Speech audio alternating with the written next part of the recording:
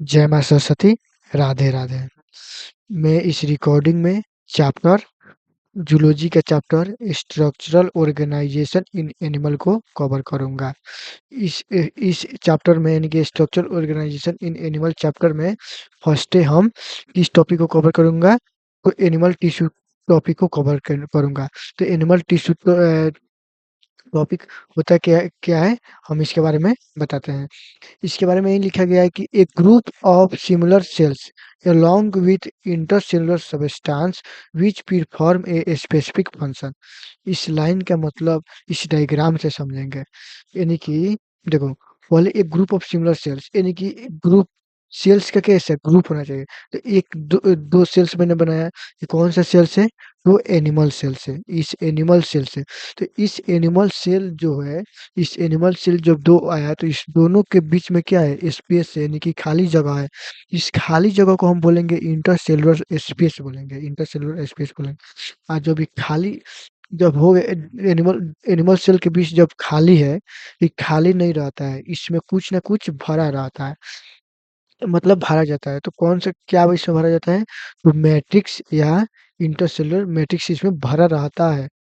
ठीक है, इस खाली में क्या भरा रहता है, मैट्रिक्स कहो या इंटरसेलुलर सबस्टांस कहो, इंटरसेलुलर सबस्टांस इस खाली स्थान में भरा रहता है। ठीक है, और इस एक और डायग्राम समझ लेते हैं कि जैसे में ग्रुप ऑफ सेल्स है, यानी कि ग्रुप ऑफ सिमिलर सेल्स, यानी कि सेल्स क्या है, ग्रुप में है, अलग अलग ग्रुप में है। ठीक है, तो इस सेल्स के जो खाली स्थान है, इस खाली स्थान में क्या भरा भरा है, इंटरसेलुलर सबस्टेंस भरा है। और इस इंटरसेलुलर सबस्टेंस भरा है, इस पूरे स्ट्रक्चर को हम क्या बोलेंगे, एनिमल टिश्यू बोलेंगे। तो यहीं लिखा गया है, a group of similar cells, cells का क्या होना चाहिए, ग्रुप होना चाहिए, ये long with intercellular substance, intercellular substance ये है इसका अंदर भरा, विच परफॉर्म स्पेसिफिक फंक्शन ही करता है। ठीक है, अब हम अब इस डायग्राम को पढ़ लिया, तो इस डायग्राम के बाद को यहाँ पे मैं लिख दूंगा, यानी कि space between two cells is called intercellular intercellular substance. यानी कि दो सेल्स के बीच जो खाली स्थान, जो स्पेस बचता है, उसको हम इंटरसेलुलर सबस्टेंस बोलते हैं। जैसे इंटरसेलुलर सबस्टेंस है, इंटरसेलुलर इंटरसेलुलर स्पेस बोलते हैं। दो सेल्स के बीच को जो इस खाली स्थान को हम इंटरसेलुलर स्पेस बोलेंगे। और इसमें जो इस खाली स्थान में जो भरा रहता है, उसको हम इंटरसेलुलर सब्सटेंस या मटेरियल बोलेंगे। तो उसी बात को लिखेंगे, द मटेरियल फील्ड जो भरा जाता है between the two cells is called matrix को या इंटरसेलुलर सब्सटेंस को या मटेरियल को, यानी कि मैट्रिक्स या इंटरसेलुलर सब्सटेंस या इंटरसेलुलर मटेरियल को। ठीक है, इस बात को हो गया। अब इस लाइन को पढ़ते हैं, these cells are similar in structural function and origin. इस लाइन का मतलब क्या होता है, तो इस देखो, these cells are similar, similar का मतलब यही हो जाए, are similar in structure. Structure का मतलब क्या होता है, स्ट्रक्चर का मतलब एक्सटर्नल मॉर्फोलॉजी, एक्सटर्नल मॉर्फोलॉजी का मतलब हो गया है कि अगर हम सेल को बाहर से देखते हैं तो कैसा दिखता है, उसी को हम एक्सटर्नल मॉर्फोलॉजी बोलते हैं। आई स्ट्रक्चर हो गया, फंक्शन एंड ओरिजिन, फंक्शन का मतलब क्या हो गया, यानी कि ऑल सेल्स, सभी cells of a tissue, tissue पर परफॉर्म ए सिंगल फंक्शन। यानी कि जितने भी टिश्यू होते हैं, सभी जो सेल्स होते हैं, टिश्यू के जितने भी सेल्स होते हैं, जितने भी सेल्स होते हैं, वो सभी सिंगल, यानी कि सिंगल फंक्शन परफॉर्म करते हैं। ठीक है, अकेला फंक्शन वो परफॉर्म करते हैं, इस फंक्शन का मतलब ये। अब ओरिजिन का मतलब क्या हुआ है, इसमें ओरिजिन भी लिखा गया है, एंड ओरिजिन। तो ओरिजिन का मतलब these cells are derived from a single germ layer, यानी कि ओरिजिन का मतलब सेल्स जो होते हैं वो ड्राइव करते हैं सिंगल जर्म्स लेयर पर। ठीक है, ओरिजिन का मतलब ये हो गया। तो इस लाइन का मतलब वहाँ पे है, इस लाइन का मतलब यहाँ पे है। पूरा पेज को मैंने समझ लिया। ठीक है, अब अगले पेज की ओर बढ़ते हैं। ह्यूमन रिप्रोडक्शन के बारे में समझते हैं, ह्यूमन रिप्रोडक्शन होता क्या है। तो देखो, इसमें क्या है कि ह्यूमन रिप्रोडक्शन जो चैप्टर है, उस चैप्टर में से कुछ बात को यहाँ पे भी, इस structural organisation in animal chapter में भी कुछ बात को पढ़ेंगे, तो इस चैप्टर में अच्छा से समझ में आएगा। तो पहले इसमें जानेंगे हम क्या है, कि जो ये स्पर्म है, ये क्या है, एक स्पर्म है। ये स्पर्म जब फ्यूज होते हैं तो क्या होता है, ओवम, ओवम बनता है। ठीक है, तो ये जो स्पर्म जो है, कि ओभम ओभम के साथ क्या हो रहा है, फ्यूज हो रहा है, ओभम के साथ जाकर आगे चलकर फ्यूज हो रहा है। और जो ये फ्यूज हो रहा है, जो स्पर्म जो है ओवम के साथ जो फ्यूज हो रहा है, तो तो तो इस इवेंट को हम फर्टिलाइजेशन बोलते हैं। क्या बोलते हैं? जब स्पर्म फ्यूज हो रहा है ओवम के साथ, तो इस इस इवेंट को हम फर्टिलाइजेशन कहते हैं। इस इवेंट को क्या बोलते हैं? फर्टिलाइजेशन। और जो स्पर्म जो होता है, तो जानबे करते हैं मेल का गेमीट है, मेल गेमीट होता है। जो ये ओवम होता है, ये फीमेल गेमीट होता है, ठीक है। और एक बात जानो कि जब स्पर्म और ओवम आपस में फ्यूज करते हैं, दोनों आपस में एक दूसरे से मिलते हैं, आपस में फ्यूज करते हैं, तो जाइगोट बनता है। क्या बनता है? जाइगोट। जेड वाई जी ओ टी, जाइगोट बनता है, ठीक है। और ये जो जाइगोट है, ये जाइगोट क्या करता है? माइटोसिस लाइक डिवीजन करता है, ठीक है। क्या करता है जाइगोट? ही माइटोसिस लाइक डिवीजन करता है। और देखो, और इस जाइगोट जो अब माइटोसिस लाइक डिवीजन करता है, यानी कि जब देखो जाइगोट जब माइटोसिस लाइक डिवीजन का मतलब क्या हुआ है कि सेल को बांट रहा है, यानी कि सेल इससे बढ़ रहा है। कैसे? कि ये जैसे एक से दो हुआ, एक सेल से दो सेल हुआ, दो से चार हुआ, और चार से आठ हुआ। ऐसे करके क्या होता है? माइटोसिस लाइक डिवीजन बढ़ते हैं। तो इस जब ऐसे सेल बढ़ जाते हैं, तो ऐसे सेल बढ़ने को हम इम्ब्रियो कहते हैं। इसको क्या बोलेंगे हम? इम्ब्रियो। तो ये जो सारे सेल्स बन रहे हैं, बढ़ रहे हैं, यानी कि सेल जो बने हैं, इसको हम बोलते हैं इम्ब्रियोनिक सेल्स। इस सभी को हम क्या बोलते हैं? इम्ब्रियोनिक सेल्स बोलते हैं, इम्ब्रियोनिक सेल्स। और देखो, ये जो इम्ब्रियोनिक सेल्स है, EMBRONIC, इम्ब्रियोनिक होता है, इम्ब्रियोनिक, सबको हम इम्ब्रियोनिक सेल्स बोल दिए। तो ये जो इम्ब्रियोनिक सेल्स है, ये सारे के सारे मूवमेंट करते हैं, और मूवमेंट करके ये थ्री लेयर्स में ये बट जाते हैं। कितने लेयर में बढ़ जाते हैं? मूवमेंट करके तीन लेयर में बढ़ जाते हैं। यानी कि पहले का लेयर को हम क्या बोलते हैं? इक्टोडर्म, इक्टोडर्म बोलते हैं। दूसरे को मीजोडर्म, और तीसरे को हम बोलते हैं एंडोडर्म बोलते हैं, ठीक है। तो ये तीनों के तीनों क्या हो गया? पहले का को एक्टोडर्म, दूसरे दूसरे लाइन को हम बोल दिया मीजोडर्म, और अंदर वाला को सबसे बोल दिया इंडोडर्म। ये तीनों के तीनों क्या है? ये जर्म लेयर है, ठीक है। ये तीनों के तीनों क्या है? जर्म लेयर है। तो देखो, इसी जो तीनों इसी तीनों जर्म लेयर से इसी तीनों जर्म लेयर से क्या बनता है? बॉडी की, यानी कि हमारी ह्यूमन ह्यूमन बॉडी की, यानी कि हम लोग की बॉडी की क्या बनती है? इन्हीं तीनों जर्म लेयर से हम लोग की बॉडी की सारे बॉडी के टिश्यू बनते हैं। इसी जर्म लेयर से हम लोग के सारे बॉडी के टिश्यू बनते हैं। यानी कि इसी जर्म लेयर से हम लोग के बॉडी के टिश्यू बनता है, ऑर्गन्स बनता है, और ऑर्गन सिस्टम बनता है। इसी तीनों जर्म लेयर से एक्टोडर्म जर्म लेयर से, मेसोडर्म जर्म लेयर से, और इंडो एंडोडर्म जर्म लेयर से ही ये तीनों। तो इसी बात को यहाँ पर लिखा गया है, दीज थ्री जर्म लेयर्स, यानी कि यही ना थ्री जर्म लेयर्स, एक दो तीन, यही ना three germ layers, give a give a rise to all tissue, यानी कि सभी टिश्यू, सभी ऑर्गन सिस्टम किसका? ह्यूमन बॉडी का, सभी ह्यूमन बॉडी का ये तीनों को तीनों इसी जर्म लेयर से बनता है, ठीक है। और आगे एग्जांपल देख लो कि जो न्यूरल टिश्यू है, उस न्यूरल टिश्यू के, यानी कि फॉर्म ऑफ एक्टोडर्म, एक्टोडर्म यानी कि फॉर्म फ्रॉम एक्टोडर्म, यानी कि न्यूरल टिश्यू के जितने भी सेल्स हैं, यानी कि सारे जो सेल्स हैं, वो सारे के सारे एक्टोडर्म से बनते हैं। यानी कि न्यूरल टिश्यू के जितने भी सेल्स हैं, वो सारे के सारे सब भी एक्टोडर्म से बनते हैं। कनेक्टिव टिश्यू, यानी कि कनेक्टिव टिश्यू के जितने भी सेल्स हैं, वो सारे के सारे मेसोडर्म से बनते हैं। न्यूरल टिश्यू के जितने भी सेल्स एक्टोडर्म से बनते हैं, कनेक्टिव टिश्यू के जितने भी सेल्स मेसोडर्म से बनते हैं। यानी कि एक्टोडर्म जो है वो न्यूरल टिश्यू को फॉर्म करता है, एक्टोडर्म जो है वो न्यूरल टिश्यू को फॉर्म करता है, और मेसोडर्म जो है वो कनेक्टिव टिश्यू को फॉर्म फॉर्म करता है। और हम जानेंगे टाइप्स ऑफ टिश्यू के बारे में, कि टिश्यू के कितने प्रकार होते हैं। तो ये एनसीईआरटी की लाइन है, एनसीईआरटी की लाइन है, ये टिश्यू के बारे में लिखा है कि based on the cell structure and function it form by the cell by the cells, the tissues are different and categorized into four type। यानी कि ये जो च चार अलग-अलग टिश्यू को बाँटा गया है, वो किसके बेस पर बाँटा गया है? यानी कि इसके स्ट्रक्चर पर बाँटा गया है, यानी कि इसका इसका सेल का स्ट्रक्चर अलग होगा और ये जो फंक्शन जो करता होगा लोग, ये चारों अलग-अलग इसका फंक्शन होगा। इसके वजह से इसको टिश्यू को 4 अलग-अलग टाइप्स में बाँटा गया है। तो ये वहीं लिखा गया है based on the cell structure, यानी कि सेल के स्ट्रक्चर पर एंड फंक्शन पर perform perform by the cell, यानी कि प्रीफर्म बाय द सेल पर इसको बाँटा किस पे बाँटा गया है तो स्ट्रक्चर पर और फंक्शन पर बाँटा गया है।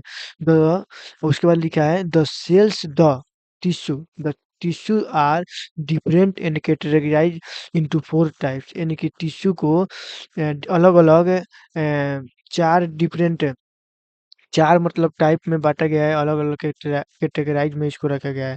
एक में किसको होता है एपिथेलियल टिश्यू को, 2 में कनेक्टिव टिश्यू, 3 में मस्कुलर टिश्यू और 4 में न्यूरल टिश्यू। तो न्यूरल टिश्यू के यहाँ पे कुछ एग्ज़ाम्पल है, इस ऐसे करके बताया गया है कि एक न्यूरल मैंने टिश्यू को बनाया है तो इसको मैंने न्यूरॉन है, क्या न्यूरल है टिश्यू से न्यूरॉन हुआ।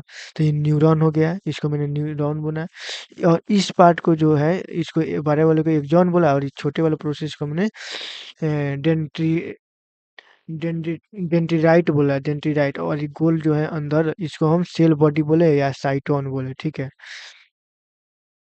तो हम इसके बारे में क्या बोलेंगे कि ये जो न्यूरॉन है, ये न्यूरॉन क्या है? तो न्यूरॉन एक प्रकार का सेल है, न्यूरॉन एक प्रकार का सेल है, पहले का ये बात बोलेंगे।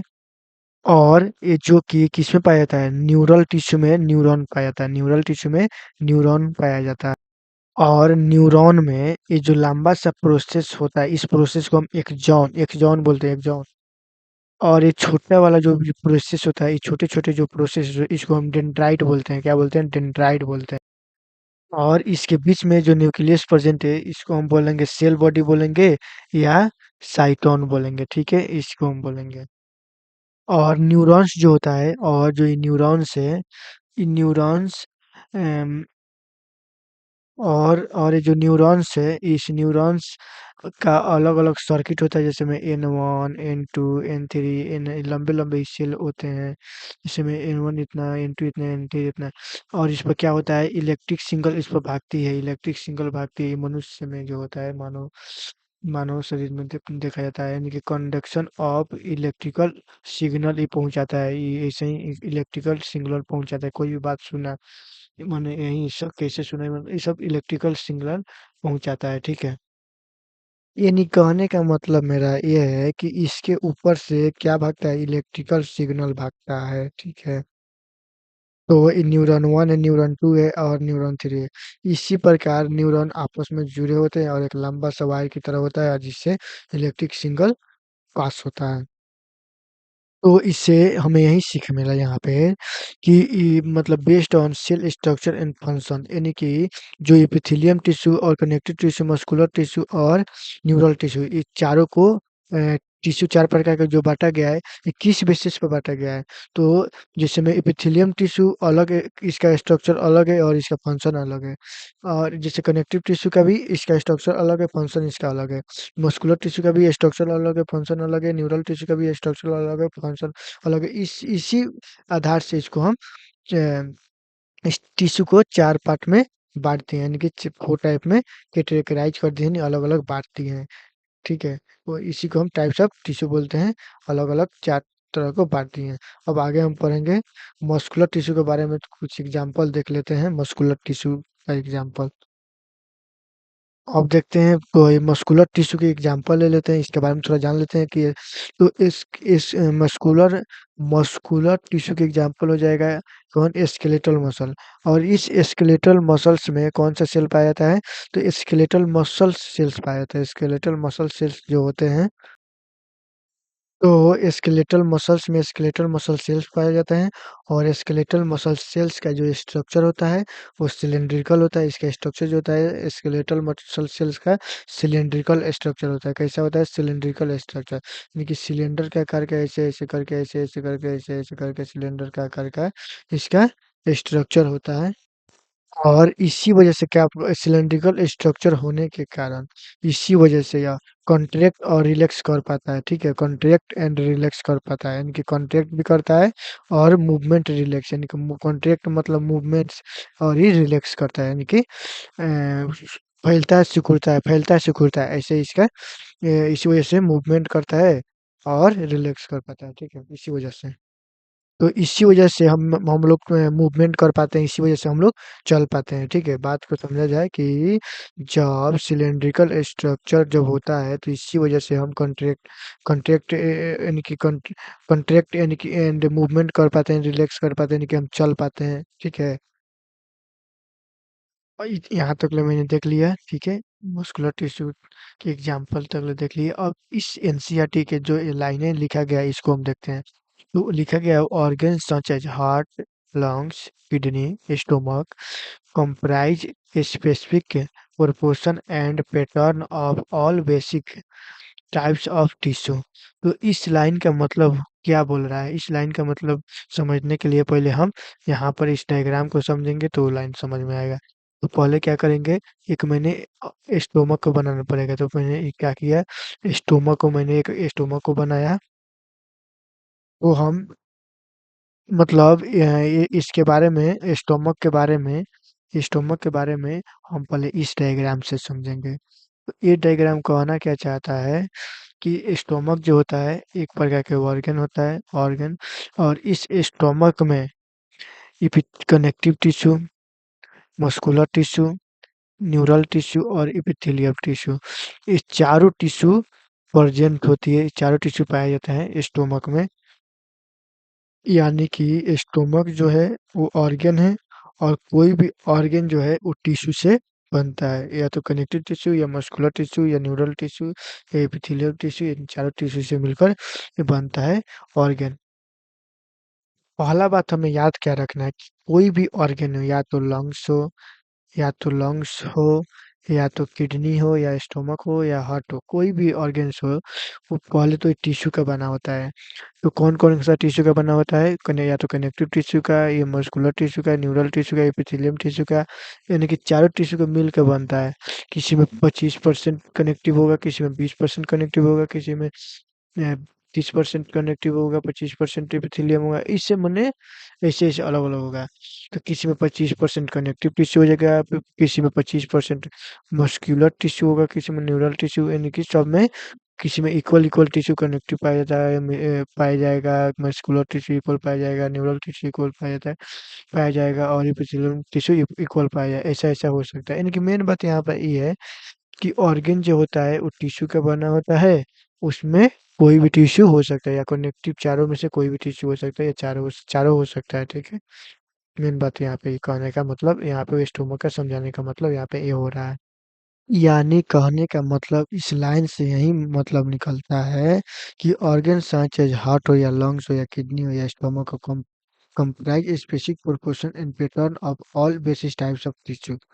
यानी कि हार्ट में, लंग्स में, किडनी में, स्टोमक में, ये सभी एक प्रकार का क्या है, ऑर्गन है। और इस सभी ऑर्गन में टिश्यू होता है, सभी में क्या होता है, टिश्यू होता है। और इस सब में अलग अलग प्रकार के टिश्यू पाया जाता है। ठीक है, यानी कि किसी में जैसे में हम स्टोमको को ले लिए, तो स्टोमक में कनेक्टिव टिश्यू भी होता है, मस्कुलर टिश्यू भी होता है, एपिथेलियम टिश्यू भी होता है और न्यूरल टिश्यू भी होता है।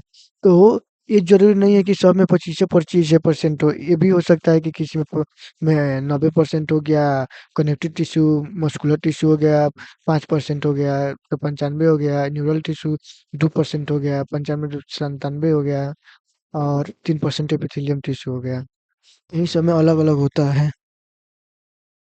तो यही मतलब कहने का मतलब कोई भी ऑर्गन में अलग-अलग टिश्यू हो सकते हैं, अलग-अलग परसेंटेज में पाया जा सकता है। लेकिन कोई ऐसा ऑर्गन नहीं है, कोई भी ऐसा ऑर्गन नहीं है जैसे हार्ट हो गया, लंग्स हो गया, किडनी हो, जिसमें टिश्यू ना पाया जाता हो, चारों टिश्यू पाया जाता है, कम बेश करके चारों टिश्यू पाया जाता है। कहने का मतलब ये है। कोई इस बात को हम लिख सकते हैं ना कि एनी ऑर्गेन, कोई भी ऑर्गेन हो, इज मेड अप ऑफ, बना ही होता है फोर टाइप्स, फोर टिश्यू से। Epithelium tissue, connective tissue, muscular tissue, neural tissue, epithelium tissue, देखिए इसी चारों से बना होता है कोई भी ऑर्गन, ठीक है। उसके बाद each organ contain this four, four tissue in a specific proportion ratio, यानी कि चारों टिश्यू का, या एपिथेलियम हो, न्यूरल हो, मस्कुलर हो, कनेक्टिव हो, इस चारों टिश्यू का जो प्रोपोर्शनल है यानी कि रेशियो है, वो अलग अलग हो सकता है, ठीक है। ईच ईच ऑर्गन्स, अलग अलग ऑर्गन्स में अलग अलग परसेंटेज हो सकते हैं, स्पेसिफिक प्रोपोर्शन इसका जो है अलग अलग रेशियो का हो सकता है। किसी में ज़्यादा हो सकता है, किसी में ज़्यादा एपिथेलियम होगा, किसी में ज़्यादा कनेक्टिव होगा, किसी में ज़्यादा मस्कुलर होगा, किसी में ज़्यादा न्यूरल होगा, किसी में कम होगा, ये चारों किसी में, ऐसे ही करके मतलब अलग-अलग ऑर्गन में अलग-अलग रेशियो में पाया जाता है, ये टिश्यू पाया जाता है, ठीक है। कहने का मतलब ये दोनों लाइन का मतलब भी यही है। तो मैंने इस लाइन को, इस डायग्राम के माध्यम से मैंने इस लाइन को एक्सप्लेन कर दिया, यानी कि ऑर्गन्स जो होता है, सच एज़ या तो हार्ट्स हो या लंग्स हो या किडनी हो या स्टोमक हो, ये कंप्राइज स्पेसिफिक प्रोपोर्शनल लेता है, अलग-अलग प्रोपोर्शन में होता है। जैसे मैं यहाँ पे देखा ना, अलग-अलग परसेंटेज में हो रहा है प्रोपोर्शन, प्रोपोर्शन में हो ले रहा है, तो उसी बात को लिखा गया proportion and pattern of all basis type of tissue, समझ में आ गया एकदम। अब दूसरे लाइन को हम देखते हैं, इसको एक्सप्लेन करते हैं। तो इस लाइन को एक्सप्लेन करने के लिए ई डायग्राम को इस डायग्राम से एक्सप्लेन करेंगे। तो इसमें क्या है कि व्हेन, जब टू और मोर, दो या दो से अधिक organs perform a common function bye bye their physical and chemical interaction करता है, दे टुगेदर ए ऑर्गन सिस्टम। तो इस लाइन को इस डायग्राम के माध्यम से हम एक्सप्लेन करते हैं। तो इसको समझते हैं। तो पहले मैं स्टोमक को बनाऊंगा। तो ये क्या है, ये स्टोमक बन गया, और इस स्टोमक से निकलता है small intestine, intestine, small intestine बढ़ता है, इसे स्मॉल इंटेस्टाइन बढ़ता है। तो देखो, स्मॉल इंटेस्टाइन बढ़ रहा है इस स्टोमक से, और फिर स्मॉल इंटेस्टाइन के बाद क्या आता है, तो स्मॉल, पहले स्टोमक, स्टोमक से क्या निकलता है, स्मॉल इंटेस्टाइन निकलता है। तो इस स्मॉल इंटेस्टाइन के बाद क्या आती है, तो लार्ज इंटेस्टाइन, इसके बाद क्या आता है, लार्ज इंटेस्टाइन आता है, ठीक है। और ये स्मॉल इंटेस्टाइन है, तो और स्मॉल इंटेस्टाइन के साथ आ रही है कौन, क्या आ रहा है, बाइल डक्ट आ रहा है। इसको हम क्या बोलते हैं, बाइल डक्ट। ये क्या है, देखो यहाँ पे लिखा गया है, ये क्या है, कॉमन बाइल डक्ट। ये क्या है, बाइल डक्ट है, ये बाइल डक्ट। तो स्मॉल इंटेस्टाइन किसके साथ कनेक्ट होता है, लीवर के साथ होता है। तो लीवर के साथ कनेक्ट होता है, यानी कि इसको हम क्या बोलते हैं, कॉमन बाइल डक्ट बोलते हैं। तो देखो, इसके बारे में अब इस लाइन को पढ़ते हैं। ये हो गया, when two or more organs perform a common function, common form perform a common function. तो देखो, इसका मतलब टू और मोर ऑर्गन्स, इसमें ऑर्गन्स कितना होना चाहिए, दो या दो से अधिक। तो ऑर्गन्स इसमें देखो कितना है, स्टोमक एगो ऑर्गन्स, स्मॉल इंटेस्टाइन दूसरी ऑर्गन्स हो गया, लीवर जो हो गया तीसरी का ऑर्गन्स हो गया, लार्ज इंटेस्टाइन, इंटेस्टाइन जो है चौथ का ऑर्गन्स हो गया। तो दो और दो से अधिक ऑर्गन्स मिल रहा है, एक साथ मिलकर तो क्या कर रहे हैं, perform a common, perform a common function. अगर कौन सा फंक्शन अगर परफॉर्म कर रहा है, तो उसको, तो ये कौन सा फंक्शन परफॉर्म कर रहा है, डाइजेशन एंड एब्जॉर्प्शन का फंक्शन कर रहे हैं। ये क्या कर रहे हैं, common perform a common function, ये कर रहे हैं डाइजेशन एंड एब्जॉर्प्शन का। तो ये चारों ऑर्गन्स मिलकर क्या फंक्शन परफॉर्म करते हैं, तो ये चारों ऑर्गन्स मिलकर क्या परफॉर्म करते हैं, तो डाइजेशन एंड एब्जॉर्प्शन परफॉर्म करते हैं। और देखो, यानी कि perform a common function, function तो इसका हो गया डाइजेशन एंड एब्जॉर्प्शन। उसके बाद लिखा है bye their physical, physical and chemical interaction. इसका मतलब क्या हुआ, तो फिजिकल का मतलब ये होता है कि जो स्टोमक है, ये किससे फिजिकल कनेक्शन है, तो स्मॉल इंटेस्टाइन से फिजिकल कनेक्शन है, ठीक है। स्मॉल इंटरेक्शन है फिजिकल, और इससे स्मॉल इंटेस्टाइन से लीवर इंटरकनेक्शन है। उसके बाद large large large intestine connection है। तो इसी कनेक्शन को हम क्या बोलते हैं? फिजिकल इंटरेक्शन बोलते हैं। ये क्या हो रहा है? फिजिकल, एक दूसरे से फिजिकल इंटरेक्शन बोल है में है, इसी को हम फिजिकल बोलेंगे। तो फिजिकल फिजिकल इंटरेक्शन का मतलब क्या होता है? दे आर फिजिकली कनेक्टेड होता है, फिजिकली कनेक्टेड होता है। यानी कि स्टोमक से कनेक्टेड कौन है? तो स्मॉल इंटेस्टाइन है, और स्मॉल इंटेस्टाइन से कनेक्टेड कौन है? लार्ज इंटेस्टाइन है। और स्मॉल इंटेस्टाइन से कौन से को बाइल डक्ट कनेक्शन है, जिसमें लीवर है, ठीक है। तो इसी कनेक्टेड को हम फिजिकली कनेक्टेड बोलेंगे, यानी कि फिजिकली इंटरेक्शन है एक दूसरे से, ठीक है। और हमें बताइए यहाँ पे कौन सा डाइजेशन सिस्टम बन रहा है? तो यहाँ पे डाइजेस्टिव सिस्टम बन रहा है। कौन सा सिस्टम बन रहा है? डाइजेस्टिव सिस्टम यहाँ पे बन रहा है। यानी कि यहाँ पे कौन सा ऑर्गन सिस्टम बन रहा है? तो यहाँ पे ऑर्गन सिस्टम की बात करें तो डाइजेस्टिव ऑर्गन सिस्टम बन रहा है, डाइजेस्टिव सिस्टम बन रहा है, डाइजेस्टिव ऑर्गन सिस्टम या डाइजेस्टिव सिस्टम को वही बन रहा है। तो फिजिकल के बारे में जान लिए, यानी कि हम कॉमन फंक्शन के बारे में जानेंगे, और बाय देयर फिजिकल के बारे में जान लिए, एंड अब केमिकल इंटरेक्शन के बारे में फिजिकल इंटरेक्शन के बारे में जान लिए, अब केमिकल इंटरेक्शन के बारे में जानते हैं क्या होता है। ऑर्गन सिस्टम के बारे में भी जान लिए कि ऑर्गन सिस्टम डाइजेस्टिव सिस्टम कर रहा है, ठीक है। इसके बारे में वो बच्चा कौन? फिजिकल केमिकल इंटरेक्शन के बारे में। तो केमिकल इंटरेक्शन को जानने के लिए फिजिकल इंटरेक्शन जान लिया, अब केमिकल इंटरेक्शन यहाँ पे जानेंगे। तो केमिकल इंटरेक्शन जानेंगे हम यहाँ पे, इसके बारे में यहाँ इतना तक लिखा गया है। केमिकल इंटरेक्शन के बारे में जान लो।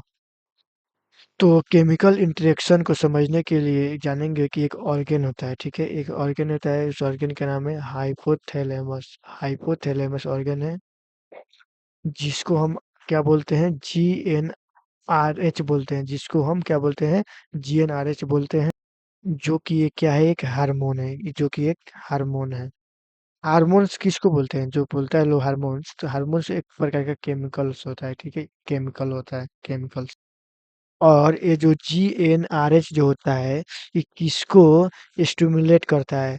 तो पिट्यूटरी ग्लैंड को स्टिमुलेट करता है। तो पिट्यूटरी जो ग्लैंड है वो ऑर्गन टू हो गया, और ऑर्गन वन हो गया हाइपोथैले हाइपोथैलेमस। हाइपोथैलेमस ऑर्गन वन, और पिट्यूटरी ग्लैंड जो हो गया ऑर्गन टू हो गया। तो जब हाइपोथैलेमस सिक्रीट करता है, क्या सिक्रीट करता है? GnRH। तो GnRH एक हार्मोन है, हार्मोन यानी कि केमिकल्स को हम हार्मोन्स बोलते हैं। तो ये GnRH स्टिमुलेट जब करेगा तो पिट्यूटरी ग्लैंड्स बनेगा। तो पिट्यूटरी ग्लैंड्स यानी कि ऑर्गन टू हो गया, ठीक है। और स्टिमुलेट का मतलब समझो, स्टिमुलेट का मतलब यही होता है कि कोई नहीं होता है जो बोलता है कि अरे कुछ कर, मतलब कुछ करने का बोलता है, यानी कि कुछ करता है, आदमी कुछ करता है ना, तो वही कुछ करना ही क्या होता है? स्टिमुलेट कहते हैं उसको, ठीक है। और जो ये पिट्यूटरी ग्लैंड है, ये एक हार्मोन्स को सिक्रीट करता है। हार्मोन्स कौन सा हार्मोन्स होता है? कौन सा हार्मोन को पिट्यूटरी ग्लैंड सिक्रीट करता है? तो एफएसएच हार्मोन्स का मतलब क्या है? यहाँ पे हार्मोन्स का मतलब यहाँ पे भी लिखा है केमिकल, तो यहाँ पे भी लिख दो केमिकल्स, ठीक है। हार्मोन्स क्या एक प्रकार का क्या होता है? केमिकल्स होता है, जो पिट्यूटरी ग्लैंड एफएसएच को सिक्रीट करता है। जो एफएसएच जो होता है वो हार्मोन्स होता है, हार्मोन्स का मतलब हो गया केमिकल्स। और जो ये एफएसएच होता है, यही एफएसएच किसको स्टिमुलेट करता है? तो ये एफएसएच ओवरी को स्टिमुलेट करता है। ओवरी को क्या करता है? स्टिमुलेट करता है एफएसएच। तो जब ये एफएसएच ओवरी को स्टिमुलेट करता है, तभी जाकर उस ओजोनेसिस ओजोनेसिस बनता है। ओवरी के अंदर ओजेनेसिस हो पाती है, ठीक है। तो ओवरी के अंदर क्या हो पाती है? ओजेनेसिस हो पाती है। जब एफएसएच स्टिमुलेट करती है, तो ओवरी के अंदर ओजेनेसिस हो पाती है, ठीक है। तो ओवरी जो हो गया ऑर्गन थ्री हो गया, ठीक है। और देखा जाए तो जो एफएसएच है, एफएसएच अगर मेल है, तो ये स्टिमुलेट करता है। एफएसएच स्टिमुलेट क्या करता है? टेस्टिस को। तो टेस्टिस जो हो गया, ये ऑर्गन नंबर फोर हो गया। तो एफएसएच मेल में जब स्टिमुलेट करता है, तो टेस्टिस टेस्टिस को स्टिमुलेट करता है। एफएसएच मेल में टेस्टिस को स्टिमुलेट करता है। तो इसलिए टेस्टिस में इस स्पर्म इस स्पर्मेटोजेनेसिस हो पाता है, इसलिए टेस्टिस में स्पर्मेटोजेनेसिस हो पाता है। तो इस स्पे तो स्पर्मेटोजेनेसिस किसको बोलते हैं? तो स्पर्मेटोजेनेसिस बोलते हैं स्पर्म बनने की क्रिया को हम स्पर्मेटोजेनेसिस बोलते हैं, और ओवम बनने की प्रक्रिया को हम ओजेनेसिस बोलते हैं। ओवम बनने की प्रक्रिया को हम ओजेनेसिस बोलते हैं। तो फॉर्मेशन ऑफ स्पर्म यानी कि टेस्टिस के लिए यानी कि मेल के लिए, और फॉर्मेशन ऑफ ओवम यानी कि फीमेल के लिए, यानी कि ओजेनेसिस का मतलब फॉर्मेशन हो रहा है ओवम का, और इस स्पर्म स्पर्मेटोजेनेसिस का मतलब हो गया फॉर्मेशन ऑफ स्पर्म। स्पर्म, ठीक है। तो आप इस तरह ऑर्गन्स के बीच में आप केमिकल इंटरेक्शन को देख रहे हैं, या फिर केमिकल इंटरेक्शन को आप देख रहे हैं ऑर्गन्स के बीच में। इस लाइन का मतलब यही हुआ, केमिकल इंटरेक्शन का मतलब यही हुआ कि केमिकल इंटरेक्शन का मतलब यहाँ पे समझ में आ न गया। तो केमिकल इंटरेक्शन का मतलब यही होता है।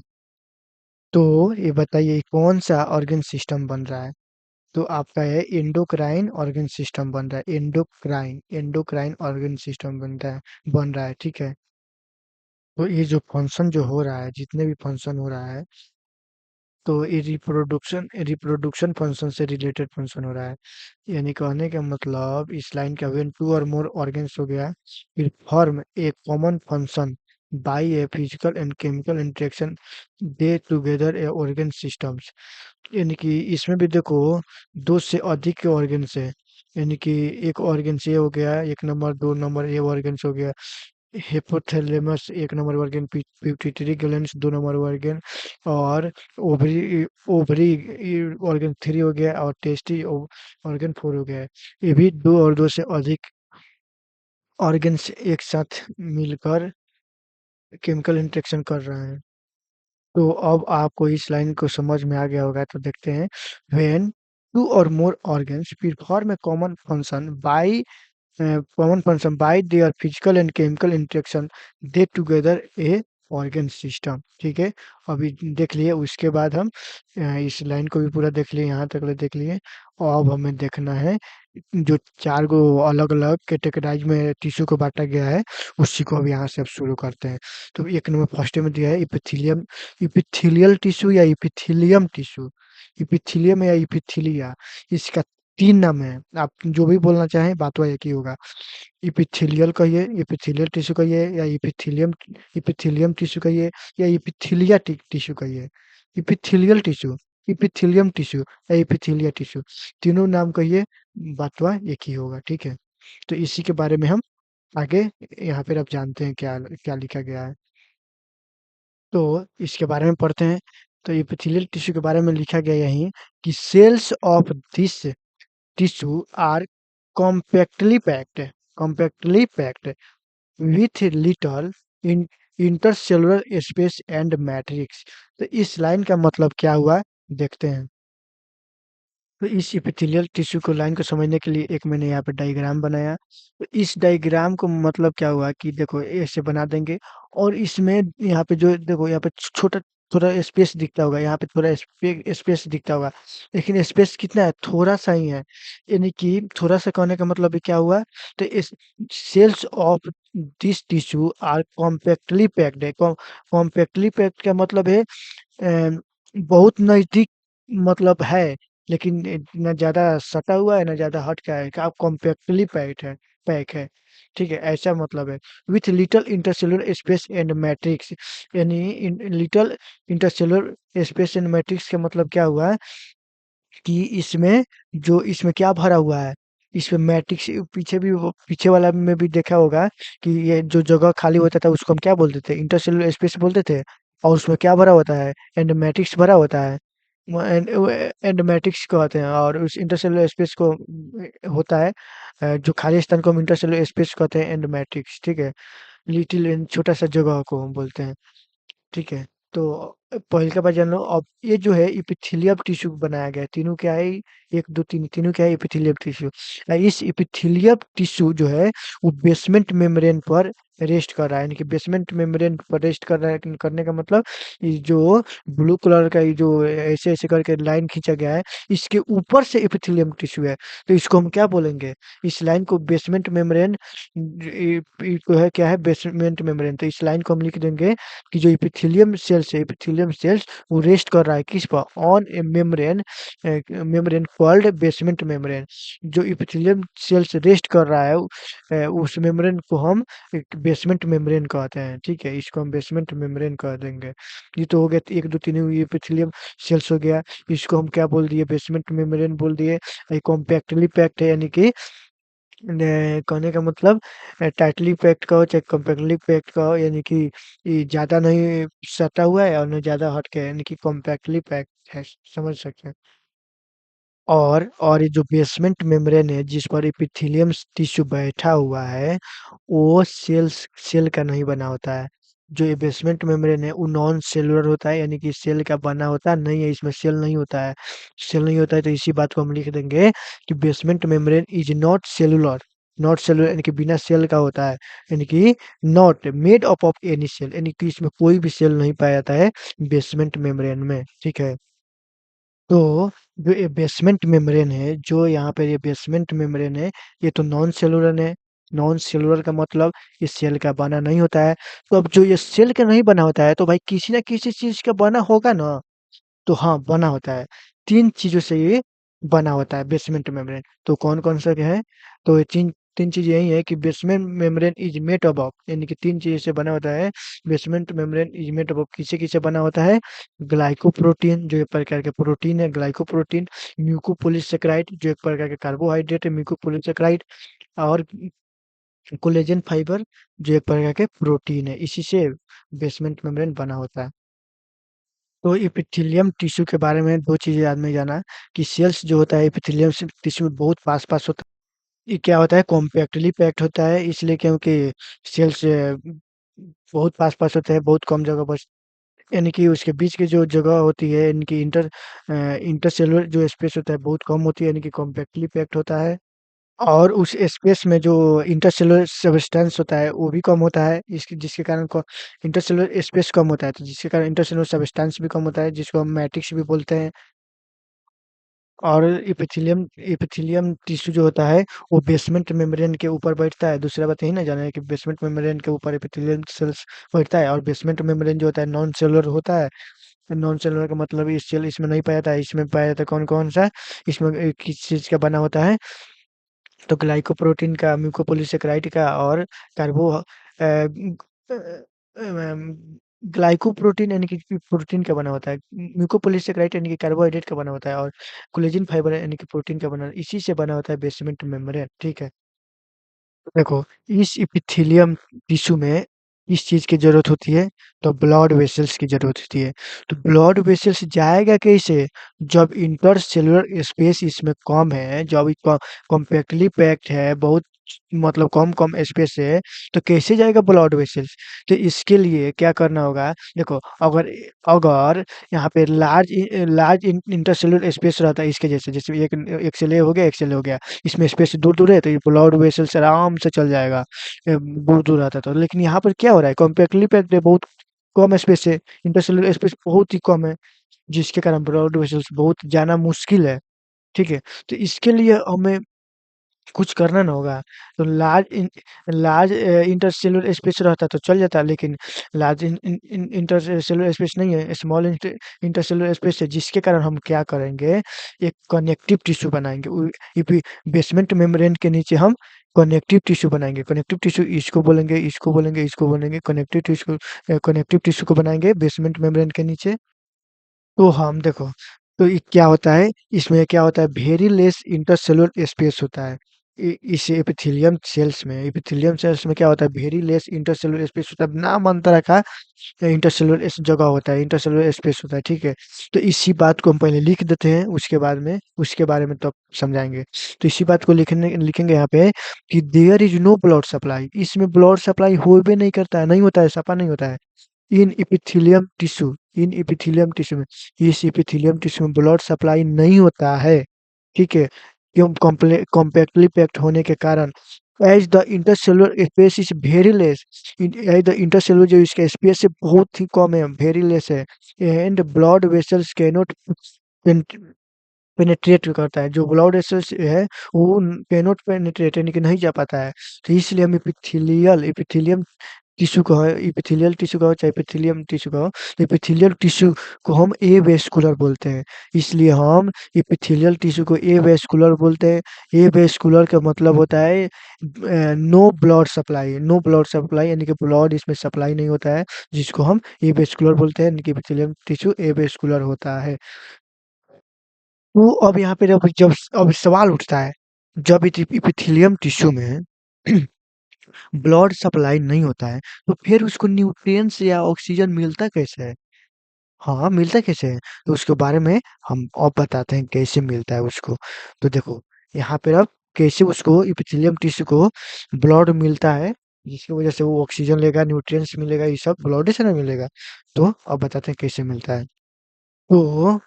तो सेल जो होता है उसको ऑक्सीजन और न्यूट्रिएंट्स कैसे मिलता है, तो हम बताते हैं कैसे मिलता है। तो हमेशा याद रहे कि एपिथेलियम टिश्यू के नीचे हमेशा कनेक्टिव टिश्यू होता है, लिखा गया है ना कनेक्टिव टिश्यू। तो कनेक्टिव टिश्यू में तो बहुत ही अच्छा गुड ब्लड सप्लाई होता है, यानी कि अच्छा तरह से ब्लड सप्लाई होता है। इसके लिए इसीलिए हम कनेक्टिव टिश्यू को रखते हैं ताकि अच्छे से ब्लड सप्लाई हो। काहे क्योंकि जो एपिथेलियम टिश्यू है, तो कॉम्पैक्टली पैक्ड के कारण इसमें तो ब्लड सप्लाई नहीं हो पाता है, लेकिन कनेक्टिव टिश्यू आ जाता है, रख दिया जाता है, इसमें आ जाता है, जिसके कारण ब्लड सप्लाई अच्छा तरह से होता है। तो तो देखो, तो ब्लड वेसल्स कौन हो गया, जो यहाँ पे ब्लड सप्लाई हो रहा है इस कनेक्टिव टिश्यू से, तो ब्लड वेसल्स हो गया, ये सब डॉट डॉट सेल्स हो गया, ठीक है? और ये कनेक्टिव टिश्यू ये बना हुआ है रेड वाला। तो इसी बात को हम यहाँ पे लिख देंगे क्वेश्चन, अगर कोई क्वेश्चन पूछता है कि if there is no blood supply in epithelium tissue, epithelium tissue में तो ब्लड सप्लाई होता नहीं है, तो हाउ माने कैसे कैसे हो रहा है उसमें, कैसे इट्स सेल यानी कि सेल को कैसे ऑक्सीजन और ऑक्सीजन और न्यूट्रिएंट्स मिलता है, कैसे मिलता है? तो इसका जवाब यही होगा कि there is always connective tissue, जो हमेशा जो कनेक्टिव टिश्यू होता है वो हमेशा बीनीथ एपिथेलियम टिश्यू, बने कि एपिथेलियम टिश्यू के नीचे बना होता है, बीनीथ मतलब एपिथेलियम टिश्यू के नीचे बना होता है। इसलिए connective tissue has good blood supply, और इसलिए कनेक्टिव टिश्यू में गुड ब्लड सप्लाई होता है, यानी कि अच्छा तरह से ब्लड सप्लाई होता है, ठीक है? और ऑक्सीजन और जो इसके न्यूट्रिएंट्स यानी कि O2 and nutrients diffuse to the epithelium cells, और उसको सेल्स के जो एपिथेलियम सेल्स का जो सेल्स का सेल एपिथेलियम जो सेल्स है उसको ऑक्सीजन और न्यूट्रिएंट्स डिफ्यूज यानी कि अच्छा तरह से मिलता है, कनेक्टिव टिश्यू के कारण ही उसमें ब्लड का सप्लाई होता है और उसको अच्छा तरह से ऑक्सीजन और न्यूट्रिएंट्स मिलता है। इसका यही मतलब है, आज का यही निष्कर्ष निकला। तो एपिथेलियम टिश्यू के बारे में हम देख लिए अच्छी तरह से, और एपिथेलियम टिश्यू में अब लेक्चर नंबर हम 2 कल देखेंगे, और यहाँ तक देख लिए एपिथेलियम टिश्यू। तो लेक्चर नंबर 1 समाप्त होता है यहीं पर। जय हिंद, जय भारत, जय माँ सरस्वती, राधे राधे।